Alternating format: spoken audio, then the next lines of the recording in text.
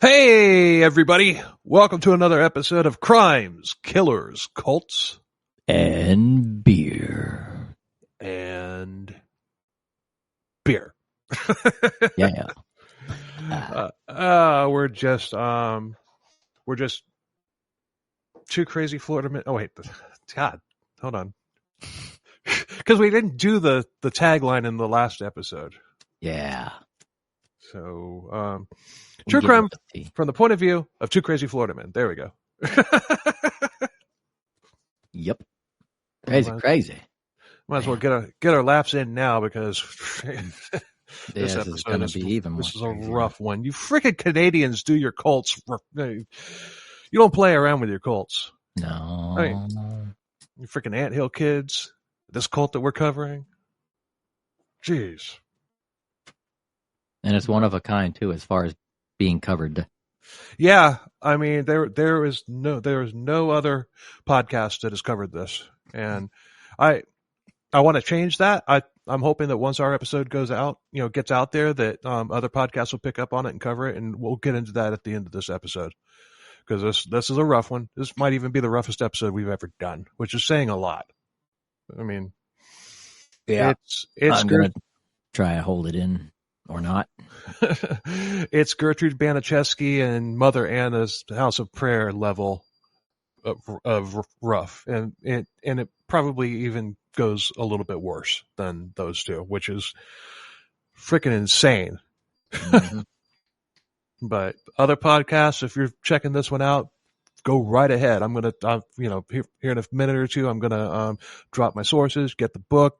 Do it, because the book is apparently the only source that there is on this, and we need to, this story needs to be known. Yeah, you can't even Google it. Mm-mm. Oh, hey there. You like true crime stories, right? Yeah, I know, who doesn't? But I gotta admit, after a while, all those stories of murder and heartache, well, they tend to go straight to my hips. So that's why I, Leroy Luna, have created a podcast called Excuse Me, That's Illegal, where we'll take a hardcore look at some softcore crimes. No TED Talks on Bundy here. The letters BTK won't be coming from these lips. Unless he had a brother that used to steal library books. I suppose I'd be willing to go balls deep into that one if that were the case. Anyways, you'll hear stories such as the Mad Pooper, a female jogger who wreaked havoc in a Colorado Springs neighborhood, using one family's front yard as her own personal dumping grounds.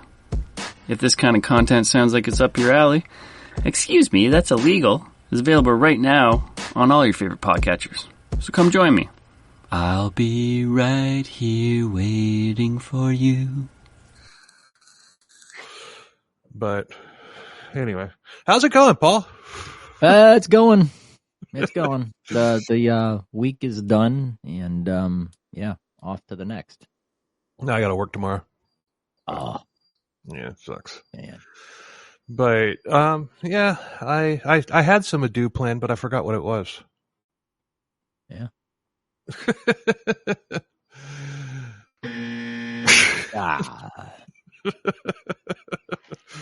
Damn. But you got the big gulp. I got my big gulp. It's got lemonade in it. But lemonade. And I decided to go to Bavaria and try a little bit of their Baniszewski or something. Yeah. You drove all the way there just to try it? No, my arm's a little tired.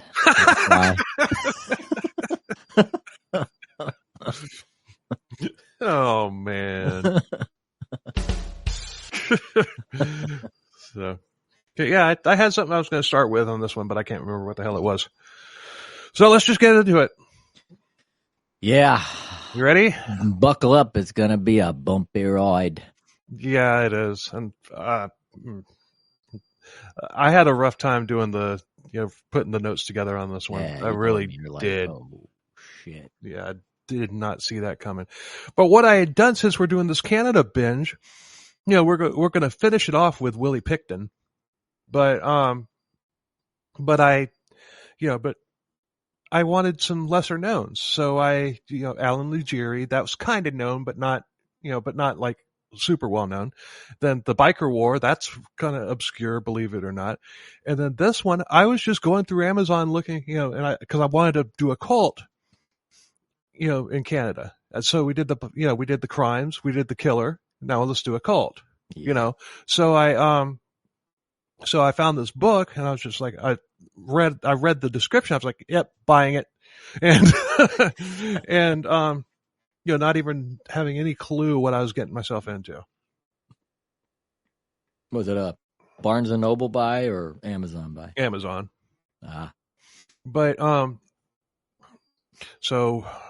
But, by the way, next week was going to be the the start of the fourth installation of the Canada binge.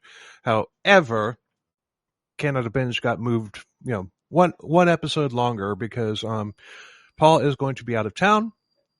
So I'm going to come up with a single episode story, and I will have a fill-in co-host. But because I'm not going to start Willie Picton, which is a multi-part episode. I'm not going to start that without Paul. No, I'll be here for that one. Yes. So we're going to have 5 Canada stories. So we'll probably wind up being 2 months worth of Canada by the time we get done with Willie Picton. Yep. We are going to suck Canada dry. Yeah. The book I ordered on that one is like 7. That took me damn. That went right over my head and then came back and hit me in the back of the head.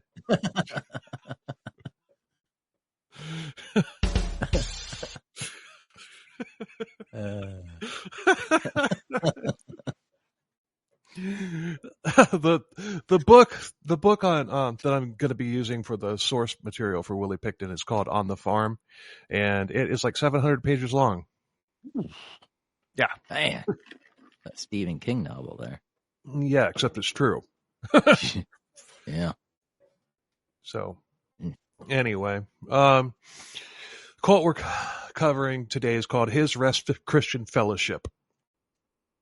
And if you Google it, you'll find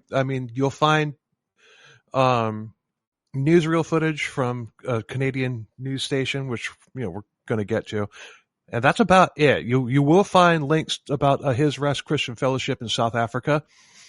That there's no affiliation. They're 2 completely different organizations, and that happens with churches. Yeah. There's churches called Faith Assembly that had no idea that a freaking cult used that name back in the 60s, 70s, and 80s. Yeah, I guess they don't do any research before they name themselves. Well, Faith Assembly, I've said it before, is not a bad name for a church. Yeah. But anyway, July 9th, 1986 at 6 p.m. in Pickering, Ontario, Canada. Police officers in 2 unmarked cars rolled into the driveway of an old stone house with a search warrant. They were there based on the confession of a 19-year-old victim of abuse and torture at the hands of a religious cult. He happened to be the son of the cult leader. Oof. And they were looking for evidence of the claims made by this 19-year-old young man, and he had been raised in this house along with 2 other younger kids. There were 2 houses in question, and the plan was to serve both warrants at the exact same time. That way, one couldn't sound the alarm to the other. Yeah. So the cult, His Rest Christian Fellowship, was run by a woman named Rima Dean Ailing and her husband, David. I wish she was ailing. I really do. Right. Because I hate this woman. I'm not gonna lie. This is, and if you don't know her now, you will later. Yeah, this is gonna be a long. And I'm just gonna say there's trigger warnings throughout this episode. And I mean, if I said trigger warning for everything, I'd be saying it every other freaking word. Do we have a sound bite for the trigger warning? No, not yet. How about a heartbeat? That would get annoying over and over again. Yeah. How about that one?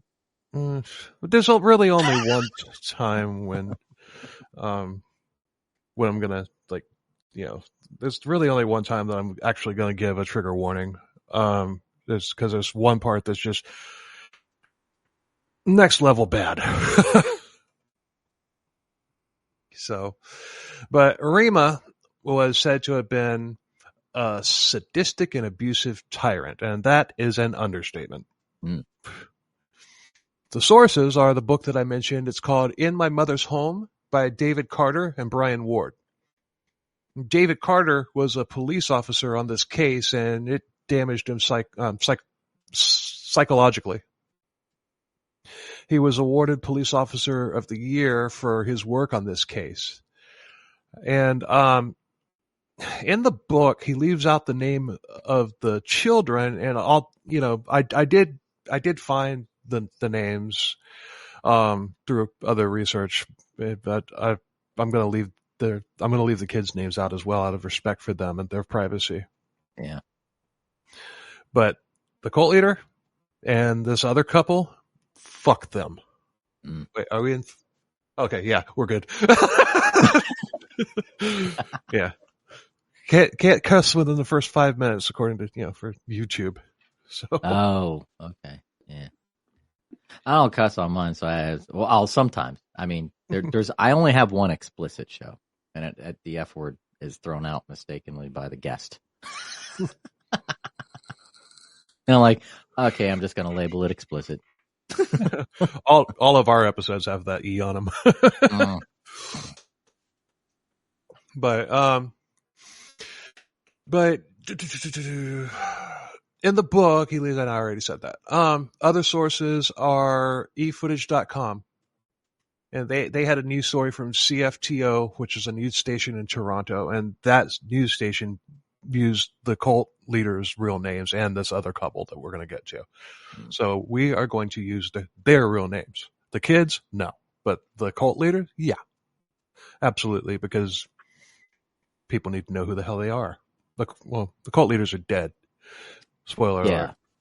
But this other couple, yeah. You need to know who they are. So as they approached, they saw two boys working in a garden. They were skinny and dirty and pale, and the detective introduced a caseworker named Lynn Factor to the boy. He then asked if one of them, a 10-year-old, if he would come with them, and without hesitation, the boy climbed into the car. And that right there is a warning. Yeah, that right there is a red flag. Mm-hmm. Kids just, police officers roll up.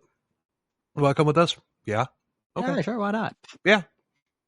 But you'll find out why. I promise. So, they drove away, and the boy began telling his story about what had happened at the hands of his own parents and a self-proclaimed pastor, cult leader, that would shock the region. And that's apparently all it shocked, because nobody else knows about it. Yeah. Until now. Until now. Well, people that have read the book. Yeah. The book's really well written, too. It's a really good read, although it is a very rough read. You see what I do for you awesome listeners? Yeah, we do the research and we hand you. We? You. Well, you do. You do a lot of writing. I tell you, that's a lot of writing. I don't know why you're not an investigative journalist by now.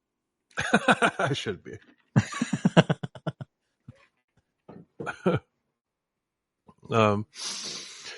So Rima and David Ailing would turn themselves in the very next day on multiple charges. They had been on their way back from California the day before, probably at a cult convention. Mm-hmm. No, they were at the Source restaurant. I don't know. Probably hanging out with Marcus Wesson. I'm not exaggerating. Well, they weren't, but I'm just saying that, yeah, that's the level that we're on. Mm. All of it. Among the charges on Rima were 2 counts of sexual assault, 2 counts of theft, failure to provide the necessities of life, and assault with a weapon. David's charges were failure to provide the necessities of life and assault with a weapon. Mm. This boy had been beaten. He had multiple bruises all over him, and he was malnourished. He said that he had never been to public school in his life.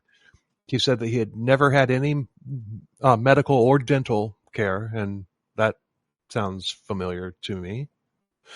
Yeah. The cult had many sadistic practices, including cutting people with a knife to exorcise the devil. Whoa. Hence the 2 counts of assault with a weapon, among others. A second couple, remember their names, because they're still alive. Yeah. 35-year-old Ralph and 24-year-old Sharon Hayward were charged. Just do the math on that one, okay? The boy's 10 years old. Oh, wait. I'm sorry. The boy was adopted. Never mind. Never mind. The boy was adopted. My bad. Sorry about that. False alarm. But, which he shouldn't have been. Yeah. That wasn't no DCF there. Well, I mean, but the 35 and 24, there's nothing wrong with that. But if they biologically had a 10-year-old son, then there'd be something wrong with that. Yeah. But because that would be 25 and 14. Well, 25 and 24 and 13. Yeah. So, but no, they was adopted boy. So, okay, never mind. But they did have the boy for the majority of its life. They adopted him as a baby. Oh. Which means that they were still together during that time when she was only 13 years old. Because if they had the boy for the entire time of his entire life, pretty much adopted him as a baby, he's 10 years old. That means Sharon is 13 or 14 at the time. How the hell did that happen? I don't know. Lots of head scratching in this. Yeah, very. So, I mean, maybe they kidnapped him. Who knows? Yeah.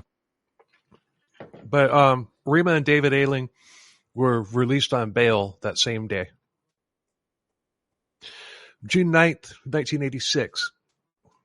David Carter and his partner got a phone call from a Toronto children's aid worker saying that they needed to meet with him at a local high school to talk to a 19-year-old student.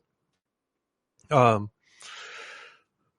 the way, we're just going to call the boy Nate, and then this 19-year-old. The boy is named Nathaniel in the book. We're just going to call him Nate, and then this 19-year-old they call him Ricky in the book, so we'll just call him Ricky. Mm-hmm. His brother is Ron in the book, so we'll just call him Ron. All right. But so they said that they needed to meet the police at a local high school to talk to a 19-year-old student. Over the past 2 years, the student had been having behavior problems in school, and he was constantly in trouble, and he was regularly being counseled. This day, June 9th, was the day that he finally told everybody what had been going on with him and what the root of his problems were.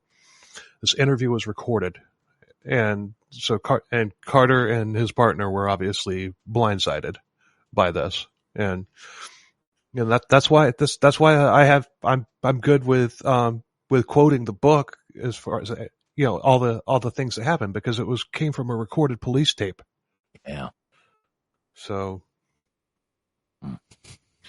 Ricky, when he turned 17, he moved in with his father after literally escaping from his mother. His fear during his interview, but his fear during this interview was for the safety of Nate. He didn't care about what had happened to him. He was just concerned with Nate. It's like, Nate's still there, going through the same shit that I'm about to tell you about. Mm-hmm. Yeah. Looking out for the younger siblings. Yep. It's just going to keep getting worse and worse and worse and worse. There's your trigger warning. Carter asked when the church had been started. And Ricky said that that it was about 10 years ago. His dad was still with Rima at the time. His dad had left because Rima was obsessing over starting this new church. There were 3 boys: Ricky, his older brother Ron, who had left to become a missionary after leaving to live with his dad. The middle brother, he had also left to live with their dad a couple years earlier as well. So basically, all 3 of their kids were there, and they all 3 got the hell out of there by their own means. Yeah. The church was Rima, Ricky, and, quote, a whole group of other people. Some had left to go to another location, the other house that I was talking about, when they had run out of room. But when Ricky left there were still 10 people living in that house. What? 10 people. 10 people? That's not source level crazy, but it still sucks. Yeah.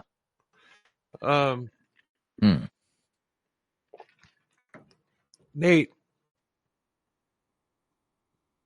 the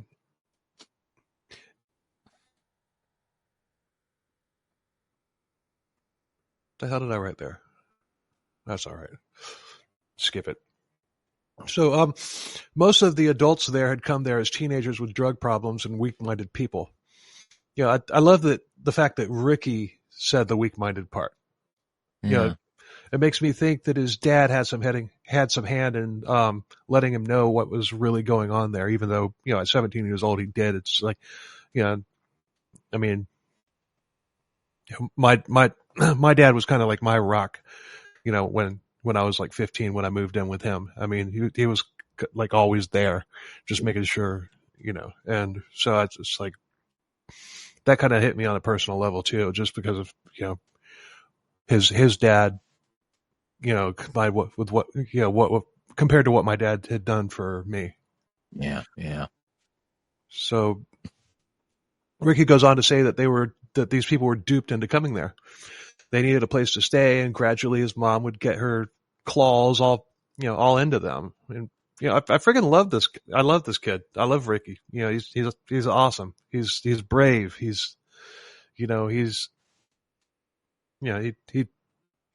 a victim. Yeah. Yeah. And there's nothing wrong with victims, but I'm just saying he's not one.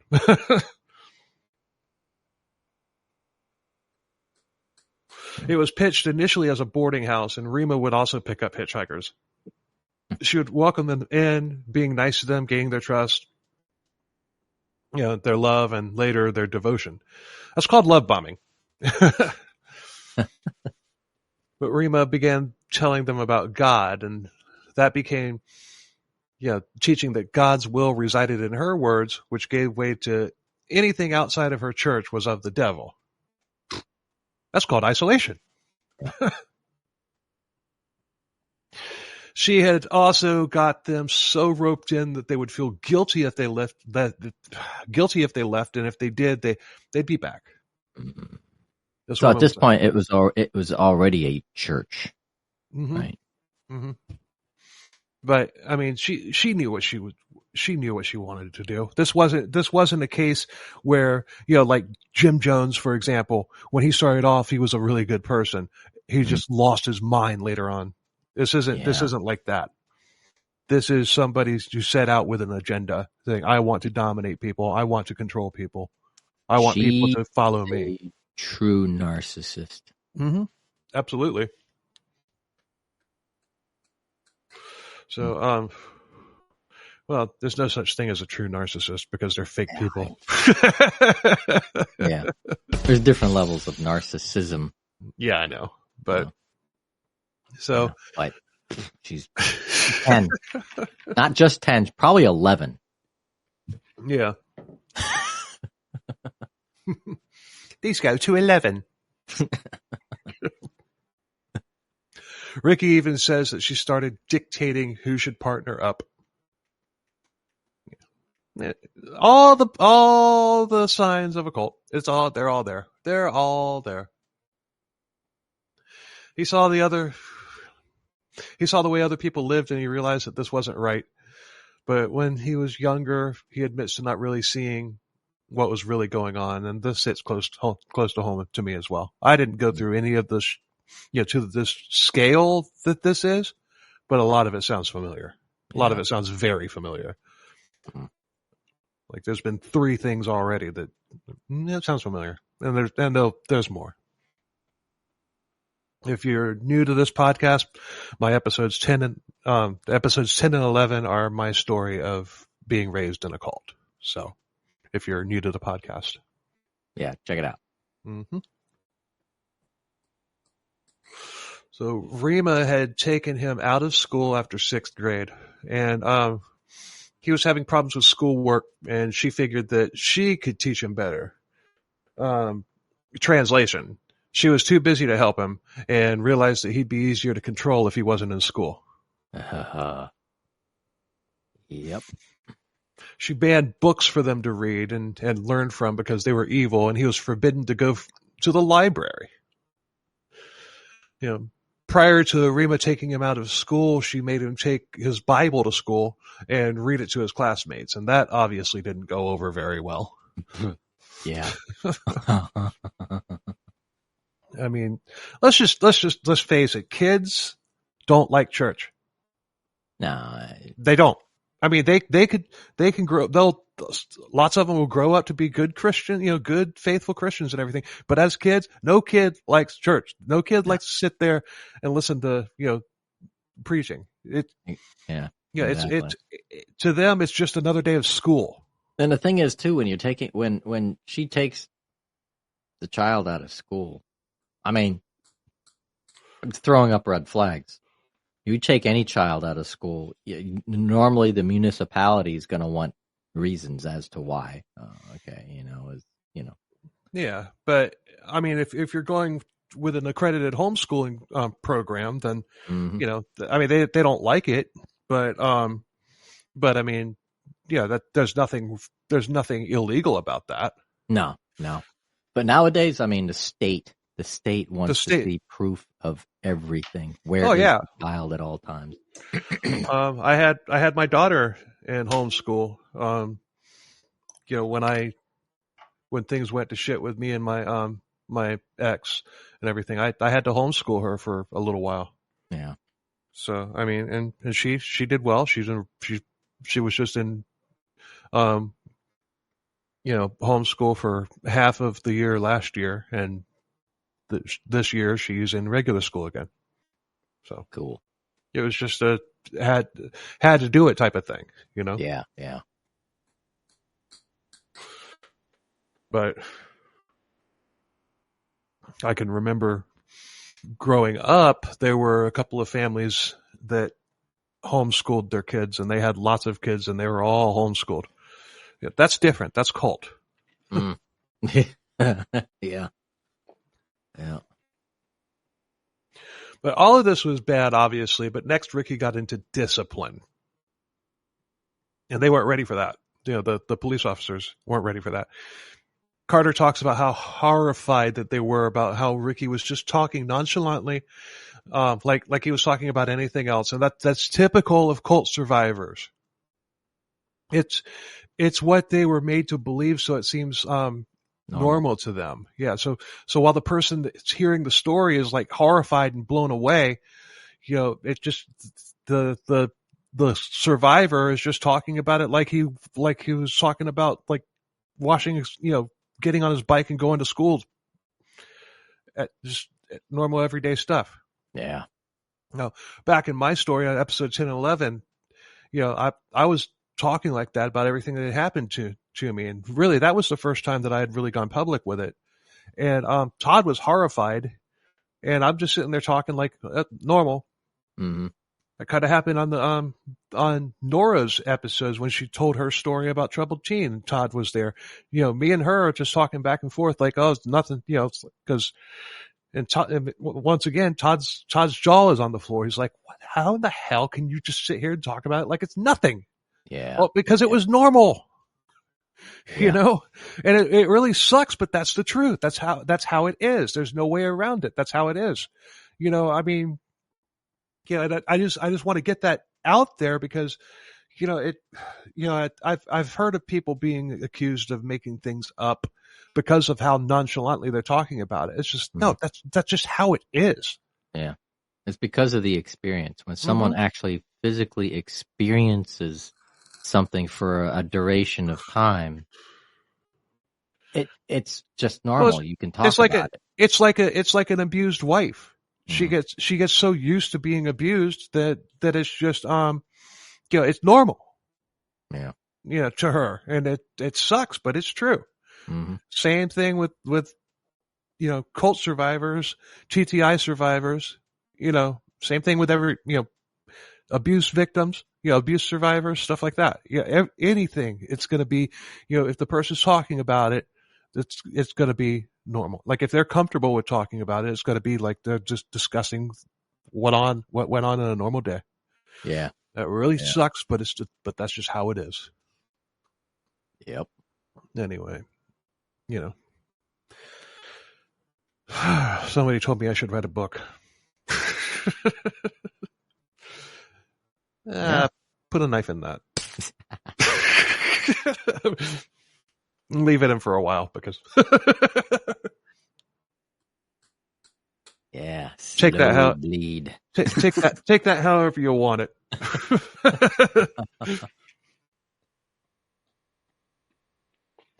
But Rima's words were the gospel, and there was no questioning it.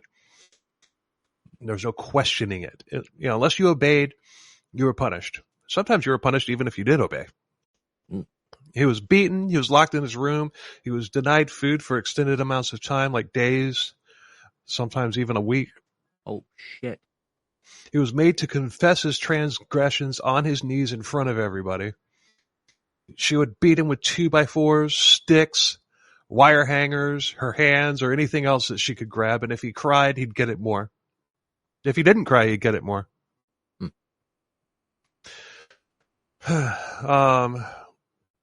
I don't know why, but that reminded me of Quint telling his USS Indianapolis story on Jaws. Sometimes the shark go away. Sometimes the shark don't go away. Yeah. We covered the Indianapolis too. That was a great episode too, by the way. Our episode on the USS Indianapolis. Yeah. Yeah, we got to do more history because that episode was awesome. Ooh. Yeah. I'm gonna do my best to kind of break it up here and there. Whenever I can, because it's rough. It's gonna get rough. It already is. It's gonna get a lot worse. And when it gets worse, when you see my camera go off and hear some expletives in the background, because I don't want people to see my facial expression. You get a mask. Yeah. But I'm tired of it. But still, I mean, everybody, anybody who listened to our Gertrude Baniszewski episode knows that Todd frickin' lost it on toward the end of that episode. I'm not knocking him for that. And I said on our Jared Fogle episode that after doing the research on that, I would have found a fill-in for him. Same thing with this one. I would not have had him on this episode. Yeah. Because he cannot handle, he literally can't handle things going on with kids, and nothing wrong with that. Some people can handle it, some people can't. I mean, there's nothing wrong with that. But I just like to bring attention to that. I'm not knocking Todd or anything like that. It's just, I mean, these things affect people differently. Yep. But whatever reaction that he had to the punishment was the wrong reaction. And this happened more and more to Ricky and Nate. The beatings would stop whenever Rima got tired, or whenever Sharon or Ralph got tired, or David, or anybody else. Then she would rest up while regurgitating scripture and twisting it to justify her actions. Like, okay, I'm doing this because you did this, and God says that blah blah blah blah blah. It's your fault, and Yeah. I mean, it's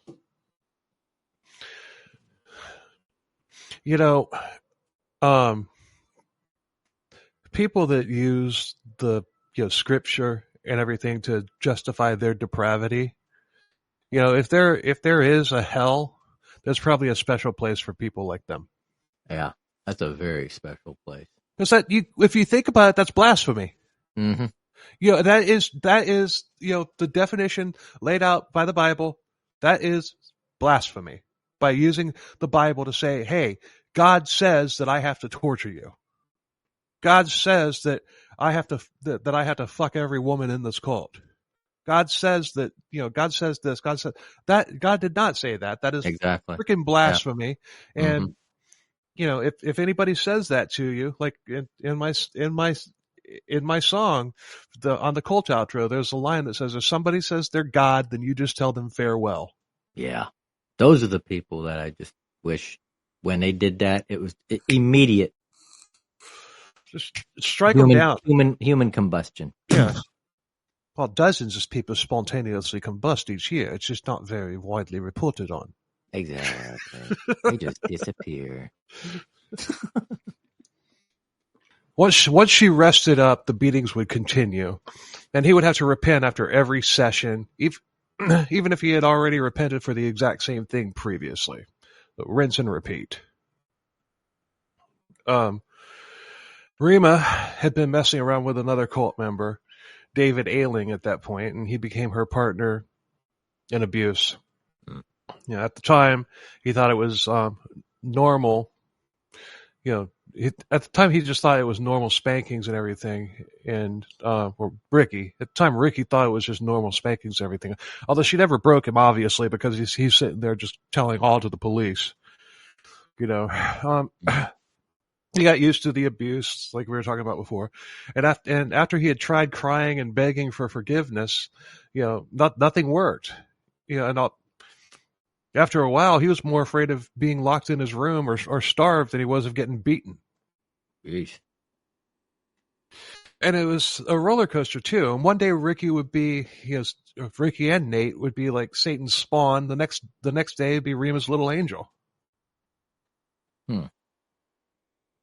Rima liked the punishment, but she liked humiliation a lot more. She loved making him kneel in front of the other cultists and making him beg for forgiveness for the things that he had done wrong. And he would have to make things up if he didn't beg for forgiveness for something, because otherwise there'd be hell to pay. Yeah. He didn't know what he was doing wrong. That was the thing. It's like, right. What are you doing wrong? How is that wrong? Yeah. One time he was even beaten for wearing normal clothes. Like he came home from he came home in a pair of blue jeans, and that got ripped off of him, and he was beaten for that. And we'll get to that later. So put a knife in that. This might be the wrong episode to use that little thing in. Put a knife. Because knives are involved later. But Rima liked for him to be dressed in rags so he would be embarrassed to go out in public. And literally going against Rima was the same as going against God. And if you went against her, you were going against God, and therefore you were going to burn in hell. I hope you're burning in hell, bitch. Yeah. Yeah, they asked Ricky about injuries because his doctors, of course, were a sin.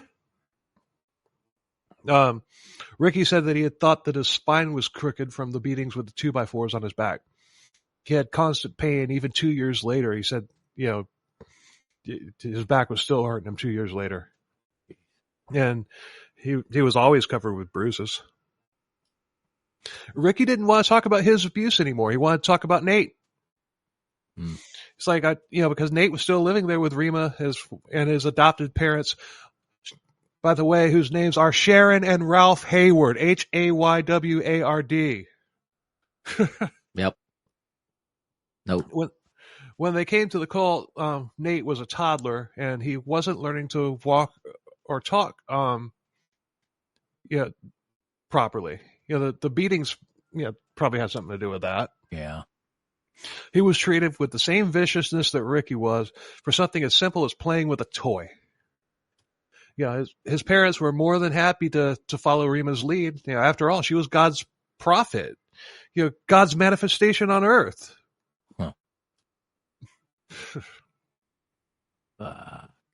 Far from it. Huh? Far from it. Yeah. Nate and Ricky became close as the two youngest people there, and Ricky said that as he got older, Nate would say that he hated his mother and he wanted to kill her. Nate would say that as a little kid. Mm. He took out his anger on animals and sometimes even on Ricky. He would just lose his temper and just start beating on Ricky. Yeah, because Ricky was the only person who wasn't going to just turn around and beat him 10 times worse. Yeah. Ricky would let him go, Ricky would let him get it all out. He even had plans on how he was going to kill his mother. Like detailed plans of how he was going to do it. Yeah. And Ricky admitted that he had similar thoughts about Rima. Don't blame him. Me neither. The police asked Ricky if he wanted to press charges against his mother, and he said no. He was just worried about Nate. But after Rima, David, Sharon, and Ralph were arrested, Ricky's older brother, Ron, not the missionary one, but Ron, he had heard about it and contacted Ricky saying that he would testify against Rima in court. Ricky then agreed to press charges and to testify. Mm. This is the only trigger warning I'm going to give in this episode. The whole episode's bad. This part is just really, really, really bad.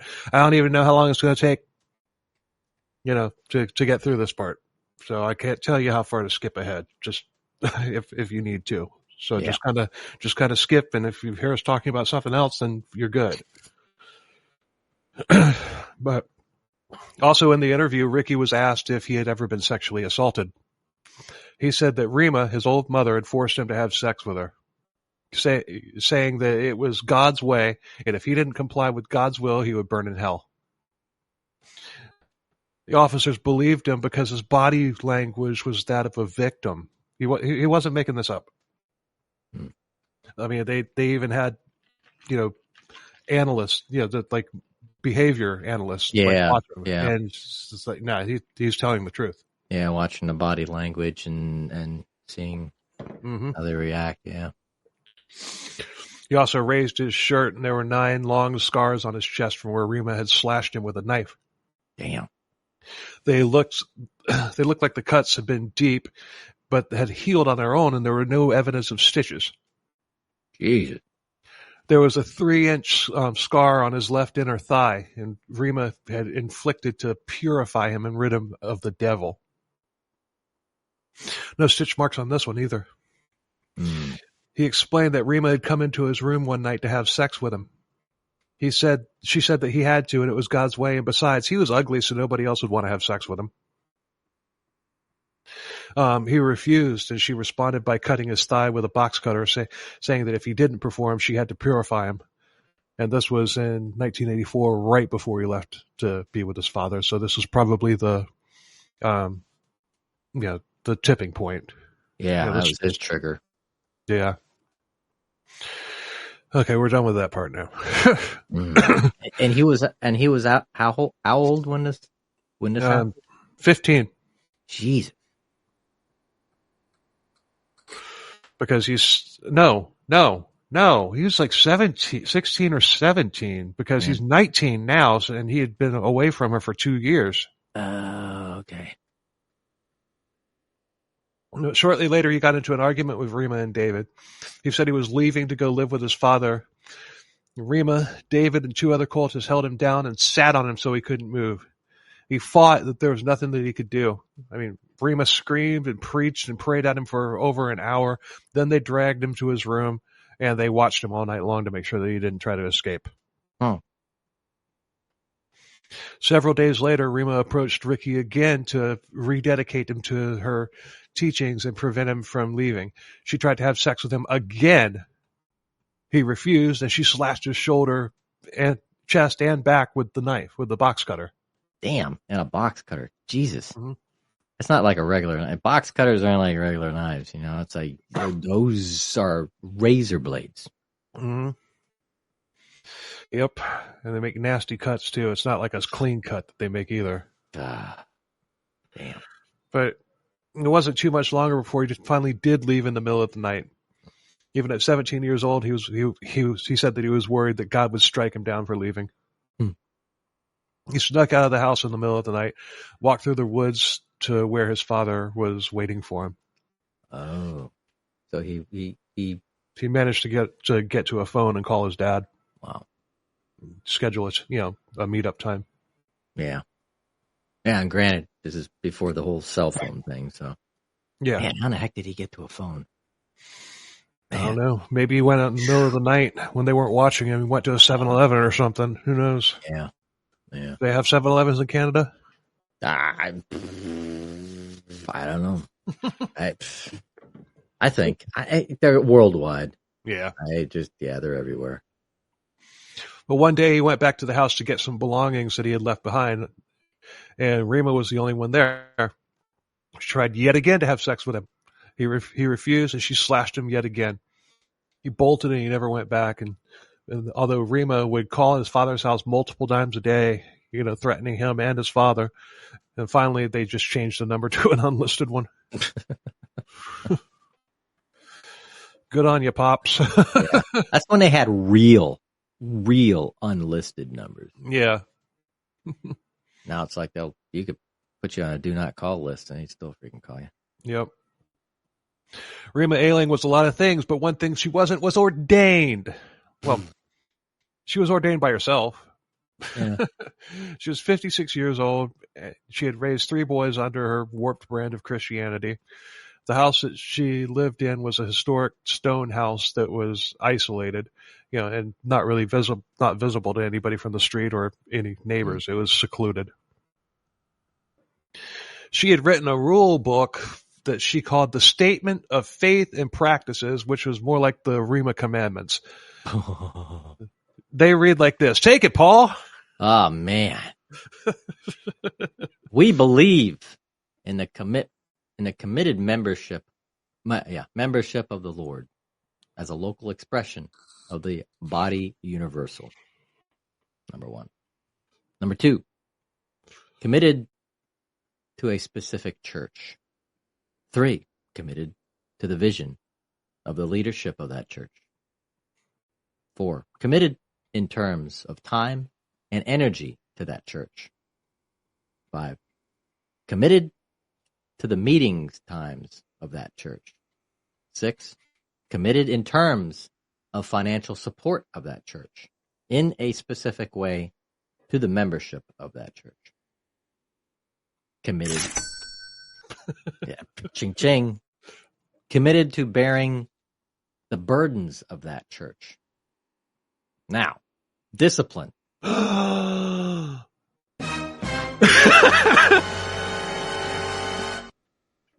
it on. Discipline to be administered where there is a persistent following after the wrong ways of God. Discipline to be exercised. Is that right? Yeah. Yeah, I think Okay. I spelled it wrong. Yeah. I'm used to seeing a Z. No, But it's exercised. Yeah. Like exorcisms. Yeah. I'm used to that. A discipline to be exercised where there is a danger of harm to the rest of the family of God. What about harm to me? Well, you don't matter. Discipline is always administered with a view of restoration. Discipline has degrees. Oh, geez. Ogres have layers. Like an onion. Questions concerning membership. Who desires to become a member of this local church? Not me. Not me, not I either. Have you accepted Jesus Christ as your personal Lord and Savior? Do you know from the Lord that he is setting you into this local church. Do you know and understand the basic teachings of the local church? Last but not least, will you abide under the authority and discipline under the elders whom the Lord has placed over this local church? Do you know and understand the basic teachings of this local church? You don't even know. You make them up as you go. So how the fuck am I supposed to know? Right? I have questions though. Are there two churches? Because she says that church and later she says this church. She's confused.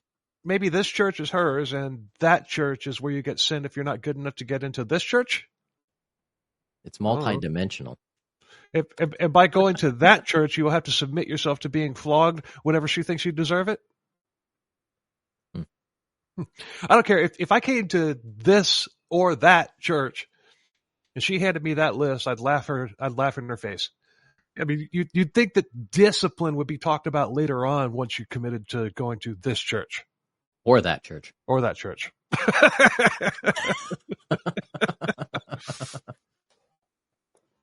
I mean, it's just, you're trying, but it worked. She was a freaking con artist though. But, I'm sorry, but you don't, we're going to exercise you. We're going to beat you. If you step out of line, okay, sign me up. This woman was seriously demented. Mm-hmm. She needed to be put in a rubber room. Rubber room, and asked, I would have put her in a round rubber room and tell her to sit in a corner.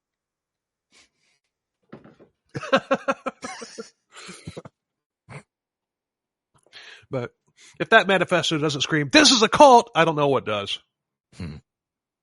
But David had joined the same as anybody else did, but he, like everyone else, turned all blip, blip, blip, blip, blip, blip, blip, blip. Remember that video game? Those commercials? Blip, blip, blip. Oh, yeah. Yeah. It was like basically, it was like tennis. It was just a line going up. Yeah. Lines going up on either side of it. Blip, blip, blip, blip, blip, blip. And the commercial was like blip, blip, blip, blip, blip.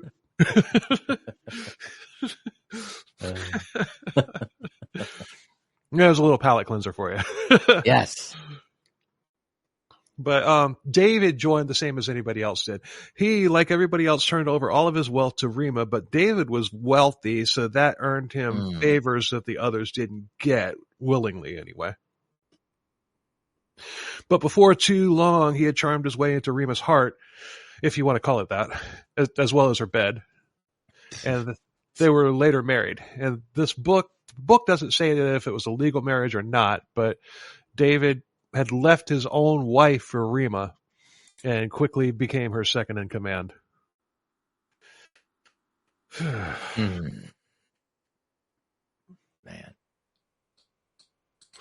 Rima had her oldest son bring his school friends to listen to her preach, and I can't imagine he had many friends after that. Oh, I know. Yeah, right. Especially if any of them actually did come to listen. Yeah, that ploy didn't work very long. It didn't last very long. And the kids that did come back, only came once. And, well, the kids that did come there only came once and didn't come back. I wouldn't have. I'd be like, what? Who the hell is this woman? Yeah.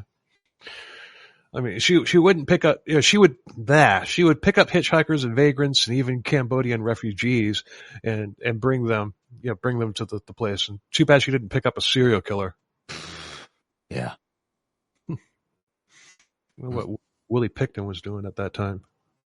Yeah. Well, Willie Picton's in Vancouver. This is on the clear other side of the continent. Oh, yeah. Oh, okay. Yeah. But at one point, she had over 25 people crammed into that house. Not this house, that house. Right. I guess if it's a stone house, you have multiple identities. Because she's stoned. Yeah. Isn't it so like a stone, like a stone house? Like Yeah, like stone. yeah, like back like it was built in the 17 or 1800s. Yeah, yeah. I mean, old home. I always like those homes. Like I do too. I just don't. I do Yeah. too. I just don't like this one. No, exactly. Yeah.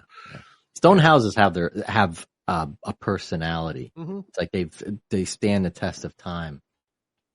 And it's like I have a feeling this house probably needed to be demolished, or at very least have the Ghostbusters come through. Yeah, it needed severe smudging. Yeah. We're going to get into a description of the house later on. In 1977, a former cult member reported them to the authorities and an investigation was done. The report that was on Nate.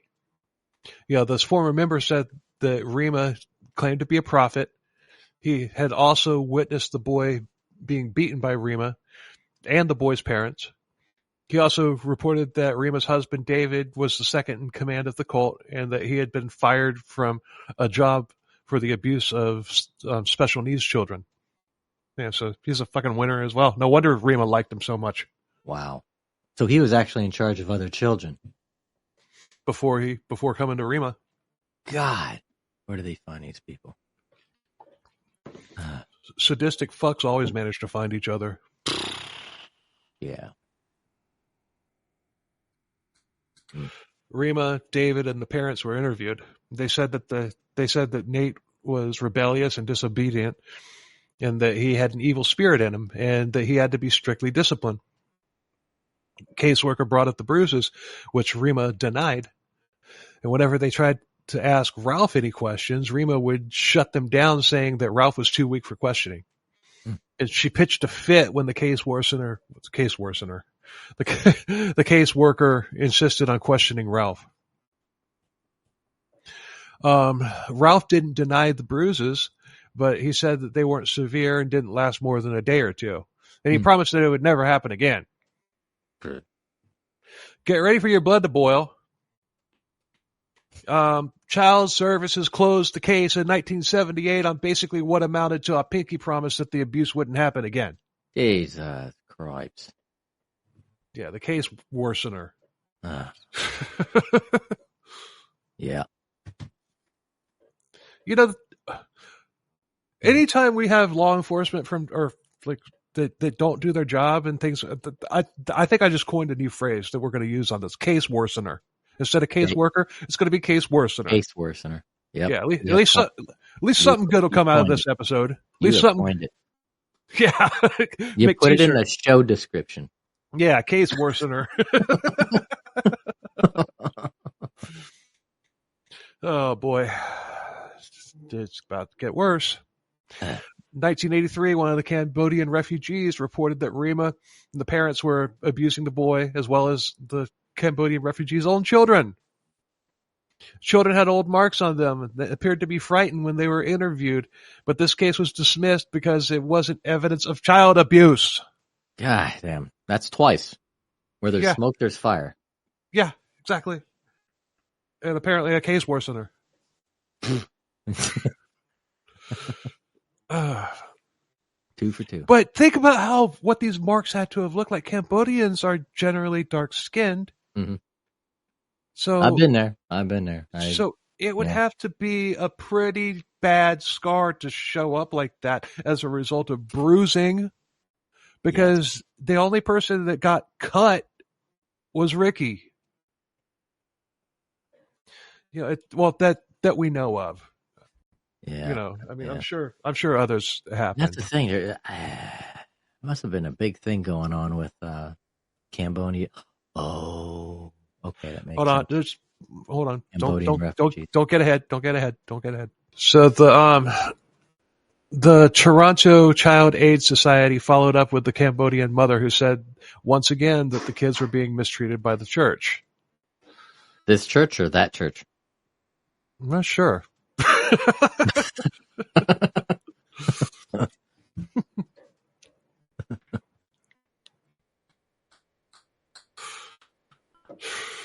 I'm aggravated. Same here. Yeah, this one's. Same.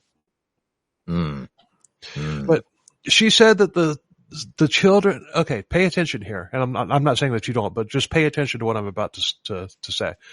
She said that the children had to be schooled by the church, and they had to denounce Buddhism and become Protestant. They weren't allowed to leave the house at all, not even to see family members in Montreal, and they were also kept away from other Cambodians in the house.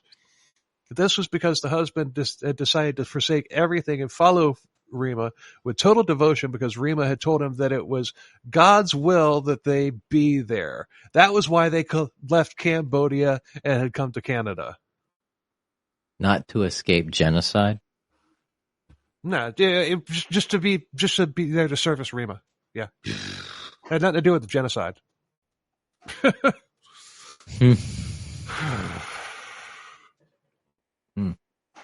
But so this family was sponsored by that church, and David said that the schooling was administered by the Board of Education. Now, hold on. This is what I was telling you to pay attention to. He also said that the family spoke no English, so like you just said, bullshit. Those kids weren't being schooled. They were enslaved. Yeah, and if they didn't speak any English, how were they able to be schooled by a Canadian homeschooling program? Exactly. Control. Full control and power. Yeah. I think she was like a reincarnate of Hitler. Yeah. Or Gertrude Baniszewski. Yeah. I mean, she's worse than Gertrude, which is crazy. I never thought I'd hear myself say that about anybody being worse than that freaking twat waffle. I think that's the first time that I've ever said twat waffle on this podcast. Oh, man. At the same time, I've never heard that, but that actually fits. Yeah. Indeed. So Rima said that these are all false allegations, and guess what happened next? I'll give you 3 guesses, and the first 2 don't count. Case was closed in 1983. Right. The hell with the freaking municipality trying to do their jobs. The case worseners? Yeah. Yeah. I got to keep saying that so I remember it. Because that's a good one. Yeah. Yeah, that'll go in there with other things that this podcast has coined, like prison tender. Right? It's like caseworkers. Oh, you mean worseners? No, workers. No, worseners. I ain't opening the door. No, the one, I mean, when they're rock stars, when they do their job well and everything, like David Carter, this guy's a fucking rock star. Yeah. He's not a case worsener.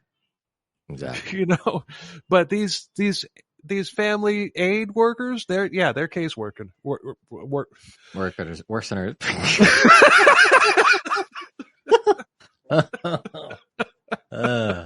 Yeah. God, I'm good. Now that I know how to do video editing, I think I'm going to make a reel out of that. Best of bloopers. Yeah. I know how to do that now. So, oh man. So you doing all right? You hanging in there? Yeah, I'm trying to lighten the load. Okay, cool. Because now it's time for the exorcisms.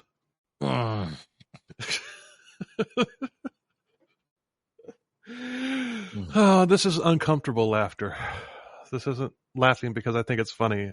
This is uncomfortable laughter.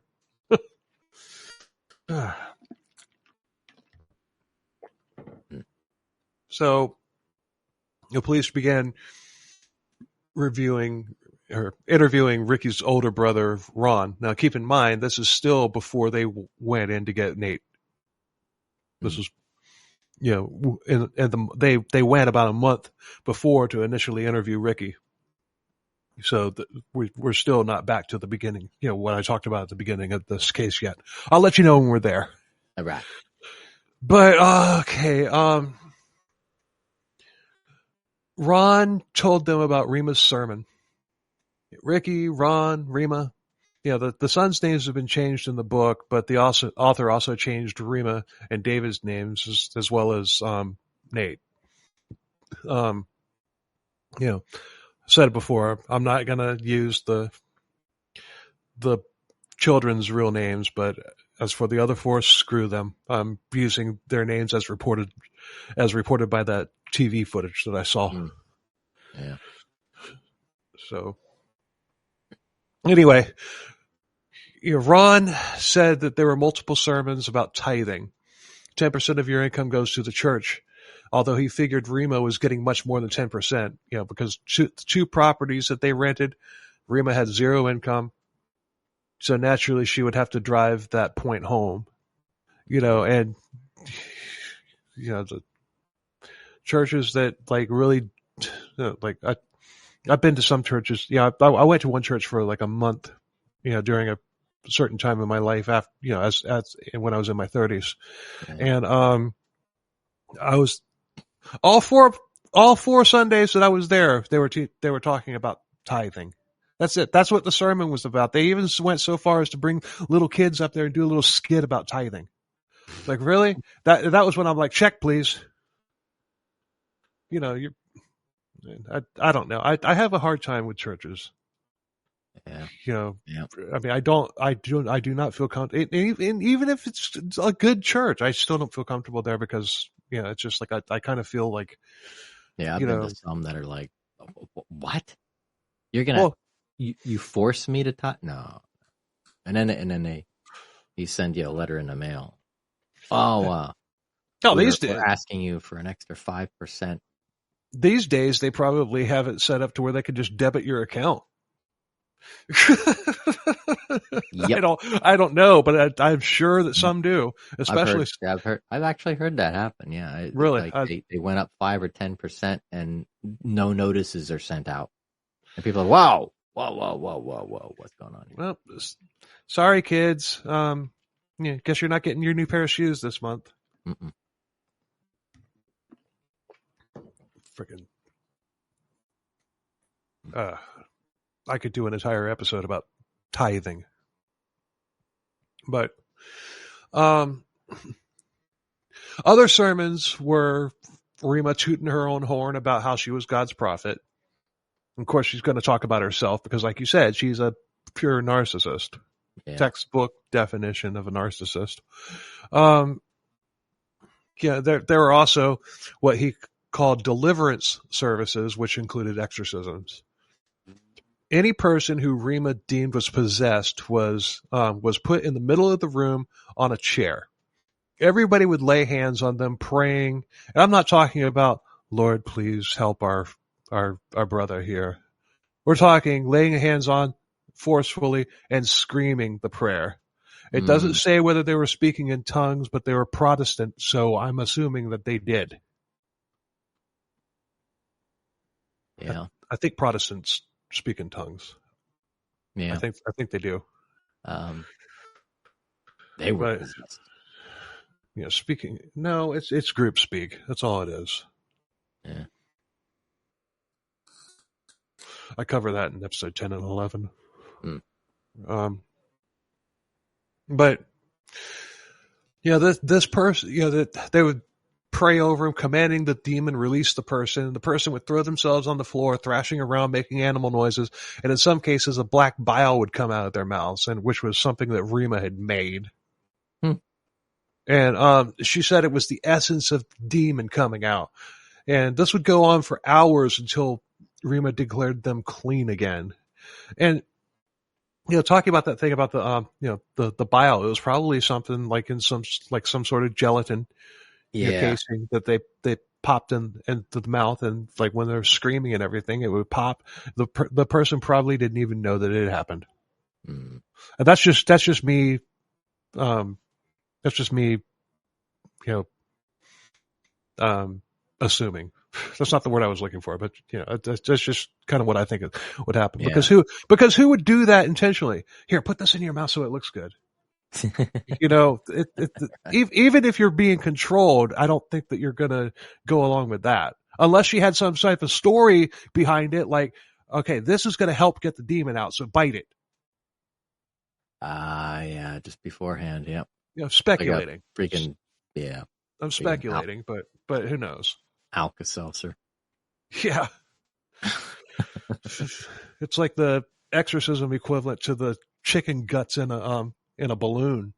The cancer treatments where they sleight of hand it and make you think that they actually reached into your stomach. Yeah. R.I.P. Andy Kaufman. But this could happen to anybody. Whenever Rima wanted to do it, just whenever she wanted to do it. All right, exorcism. You get over here. You're possessed by the devil. Ooh.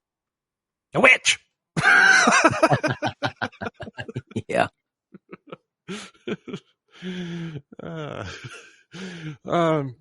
Some people would volunteer to have it done, likely to try and get themselves in Rima's good graces, but that never worked. Like, okay, maybe if I let her do that crap to me, maybe she'll stop treating me like I'm a piece of shit. Yeah. Nope, you're still going to be treated like a piece of shit. Keep in mind, they're giving all their money to this freaking bitch and still treating them everybody like shit. Oh. If someone so much as suspected that you had a demon, Rima ordered an exorcism.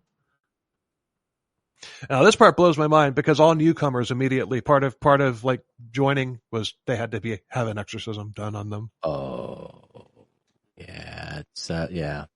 Her version of being blessed before entering the property, smudged before entering the property. Yeah. Yeah. Oh, yeah. I hate her. Mm-hmm. Oh, I do. Yeah. And now I can't even stand the word Rima. Rima. Thank God it's not a common name. Yeah, right. Reminds me of Zima, which was the worst alcoholic beverage ever made. I remember that stuff. Jesus, I what the hell was it? Horrible. It was like I think the thing closest to it is, was it like Bacardi?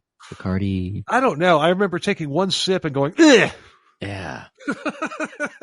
Yeah, it's like a lemonade, a clear lemonade. Something. Malt beverage. Yeah. I was never really big on malt liquor. Me neither. But age didn't matter either. You know, when Nate was just a year and a half old, he was crying. You know, Rima demanded that Sharon punish him because everybody knows that babies stop crying if you beat them. Everybody knows that. Of course, it didn't work. So, and you know, he must have been possessed by a demon. Wow. So Rima said to beat him on his bare backside. Sharon wasn't doing it to Rima's satisfaction, so she took over and just went to town on Nate. And she said that kids had to be taught at an early age to respect authority. A year and a half old? A year and a half fucking old. You're gonna, yeah. Wow. Yeah. Yeah.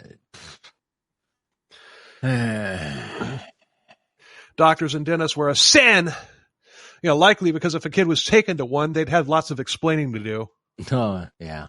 Yeah, you gotta hide it. Mm-hmm. Why are you missing 8 teeth? Ron finally, at 14 years old, decided it was time to go live with his father. And they had a similar reaction from Rima that Ricky did when he when he left, minus the attempted rape. David tried to hold the door shut, but Ron literally shoved his ass out of the way and bolted, all while Rima was screeching about burning in hell. David had followed Ron and his dad was there waiting at the clearing, you know, just like it was when Ricky went. So apparently, yeah. But Ron was screaming and calling his dad a liar and a hypocrite and an evil man. But he and Rima forgave him because they knew not what they were doing. Yeah, fuck you, David. And it really sucks that the author of this book's name is also David. All right. We'll just call him Dave. We'll just call this David. We'll just call him Dickhead. How's that? Yeah. Yeah. Big D, small D. Small D. Small D.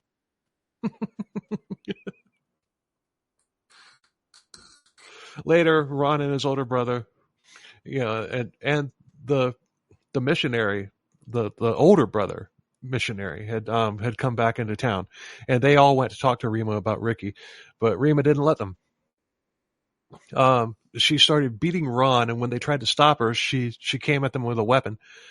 Rima then called the police, and they told Ron and his brother to leave. Case worseners. Yep. Ricky had witnessed this whole incident from his bedroom window. Wow. The police began interviewing former cult witnesses. The police began interviewing former cult members as witnesses. One was a deacon, what had been like Rima's deacon. He said that services would be every Wednesday and every Friday evening and twice on Sunday, and attendance was mandatory. It's the rules of that church. That one. I don't know if it's the rules of this one, but not this one, just that one. Definitely that one. Sorry, Rima, you wrote these. You wrote those rules, right? We're just trying to interpret them, bitch. Yeah. Wow, you freaking Canadians! Anthill Kids. Anthill Kids is like the worst cult story that there is, and I didn't think that. Why isn't this one well known? It should be. It's like it will be if I have my way. I want other podcasts to cover this one. Yeah. I mean, it's just the I don't know why. I don't know why it's hidden. It's probably because there's not really anything that you can Google about it. Yeah. There's that footage, from the TV station, but if I happen to stumble across that footage and that's all there was, and I looked and found there was nothing else, I mean, I would probably just like, oh, okay, just not thought anything of it. It's okay. It's just a child abuse case. And then, I wouldn't, without this book, that news footage that I saw means nothing to me. Yeah. So I had this book. So then I found that news footage. And I'm like, oh, okay. Now I got your names, bitches. Jam. And you know what? I was talking with Christy from Buried Motives about this case, like when I was writing the notes. Yeah. And the thing about it is that actually, I think I said this to you. We may think we have the worst one, but there's always going to be somebody worse. There's always something hiding. There's probably something hiding out there that's worse than the Anthill Kids. Yeah. This one isn't worse than the Anthill Kids. It's not even on the same level, if that tells you anything about the Anthill Kids. Yeah, I'm waiting on doing that one. Yeah, it's going to be a while before we cover the Anthill Kids. but they're also Canadian. I mean, I'm not knocking Canada. I'm not. But yeah, I didn't expect just finding this story and then finding out that it's not known at all. Right. There's just something unique about Canadian north of the border stuff, man. Maybe they got a bad batch of syrup. Right? Yeah. I don't know. I'm kidding. Yeah. But they would discuss the Bible, and if anybody was even so much as had a question, just not even disagreed, just had a question. It's like, oh, could you clarify that? Devil! Immediate exorcism. Immediate exorcism. Yeah. I mean, just a question. I kind of miss what. Could you expand on that a little bit? Devil! Basically, it's just, you will do what I say when I say. Back to the front. Right.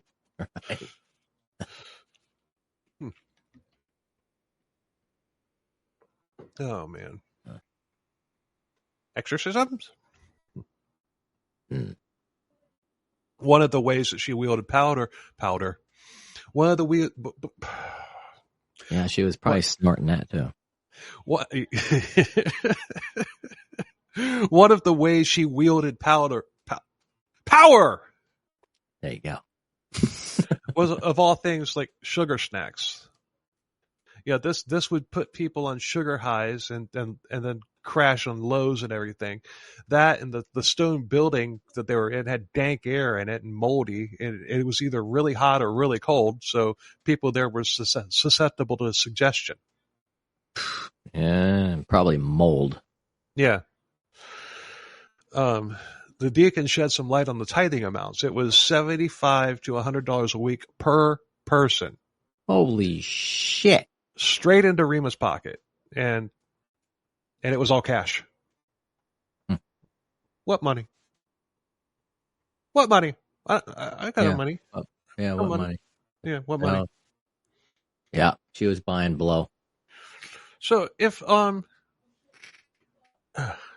somebody, let's say, heaven forbid, it was a family of, like a husband, wife, and 3 kids, that's $500 a week that they would have to pay. This is back in the 80s, man. Yeah. That went long. That's when your paycheck, that's when, if you got a $300 a week paycheck, that was good money. Yeah. Shit. But if you lived there, Wow.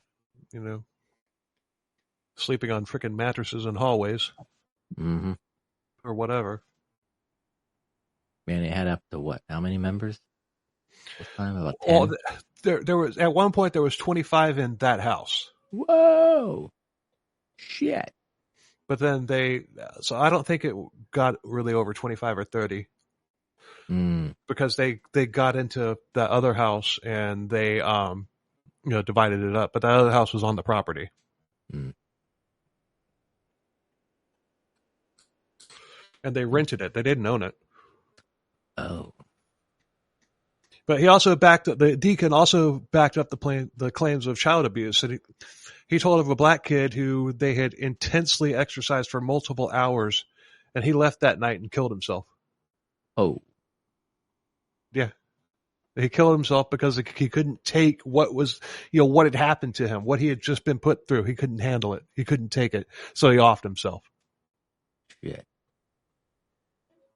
If you drive somebody to suicide, you should be held. That's bad. For murder. Whoa. That's murder. Yeah. It might be second-degree murder. Manslaughter. It's manslaughter. Yeah, it takes that takes a lot for someone to off themselves. And honestly, there's no details as to what they did in order for him to go that far. Well, I already gave you the details. Yeah, but By the way, the book goes into more detail than I am. This is already a long episode. Man.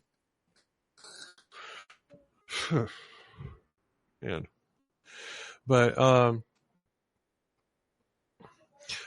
the deacon himself had exorcism done to him that resulted in permanent damage to one of his ears because Rima had punched him so hard in his ear that it forced air like a plunger into his ear canal. Jeez.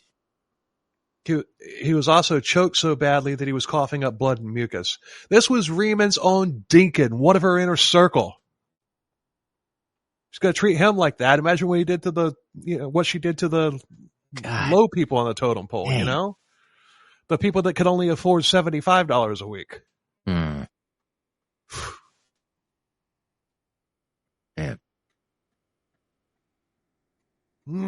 Damn, I don't like this case. Yeah, this woman is literally the devil incarnate. Mm-hmm. She really is. And Man. he also said that some people's arms were bent to the point that the bones snapped, and of course doctors weren't allowed. I broke my ankle as a kid. Wasn't allowed to go as a doctor. The ankle didn't heal properly. I walk with a limp now, and I have no cartilage in my ankle. Jeez.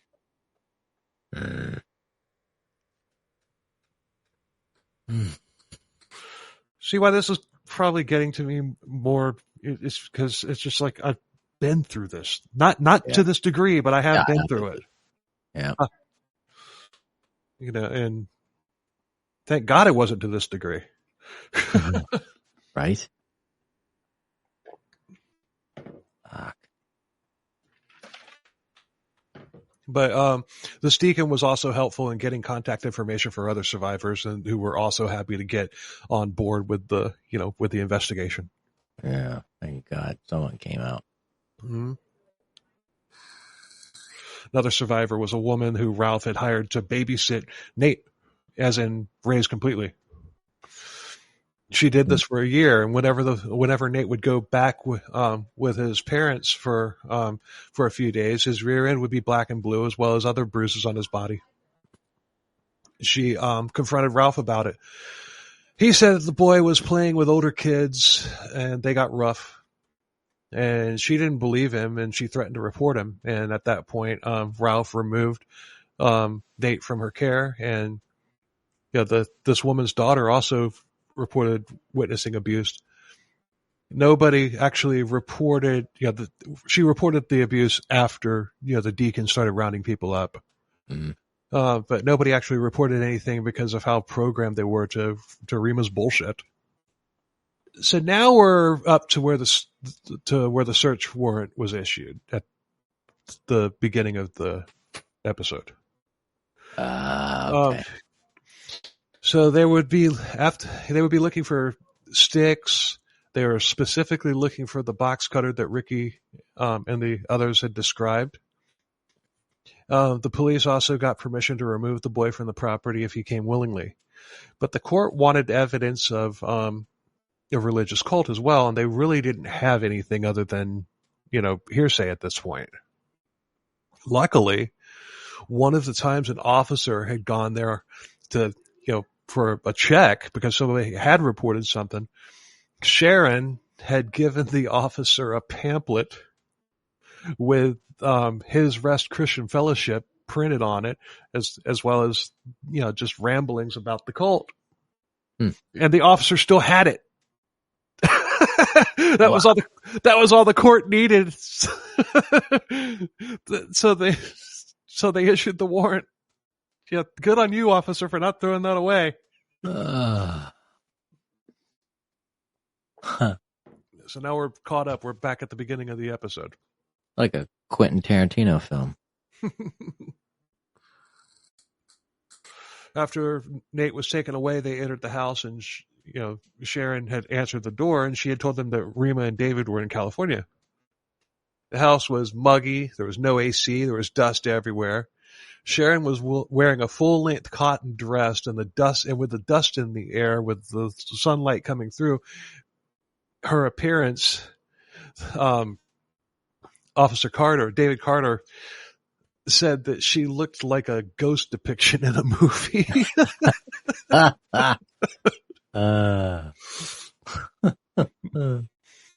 I want to have David Carter on to talk about this case. Right. Might do that on a CKCB features. Oh yeah. Although I changed it to features. Features? Because there's a podcast that I like, and I'm actually friends with the host. Like online we talk a lot, and that's so fucked up.